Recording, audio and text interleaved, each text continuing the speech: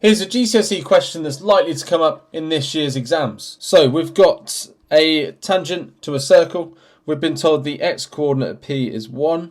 So I've got 1 something. You should know when you got the equation of a circle, it's x squared plus y squared equals the radius squared. Well, the radius here is 10.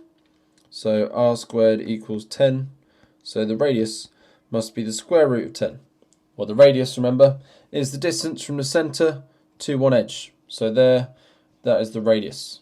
Now what I can make is a right angle triangle. So draw a dotted line. I know that it goes across 1, but I don't know how much it goes up by. So use Pythagoras to work that out. You need to do the longest side squared, subtract the shorter side squared, and that will equal that question mark squared. Well, root 10 squared is 10, 1 squared is 1, so b must equal 3. So that means it goes up by 3. What I can do is work out the gradient of this red line. So I do that by doing the change in y over the change in x.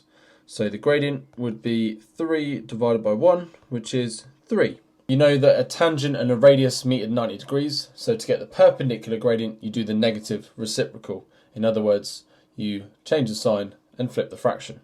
So changing the sign would become negative, and then flipping the fraction, well, it's over 1 because it's a whole number, so flipping it, it's negative 1 over 3. Now all I need to do is work out the equation of that line. So I'm working out the equation now of this tangent. So I know the gradient is negative a third, so y equals negative a third x plus c. I've got a coordinate of 1, 3, so sub that in. So 3 equals negative a third times 1 plus c. Negative third times 1 is negative third.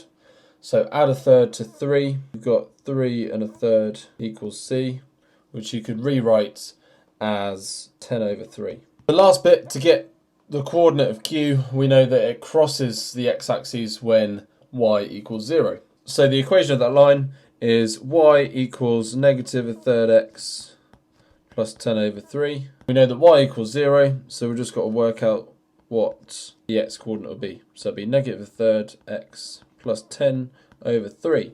Times everything by 3 to make it easier. Add x, so x equals 10. So my coordinate is 10, 0. And there's your 5 marks.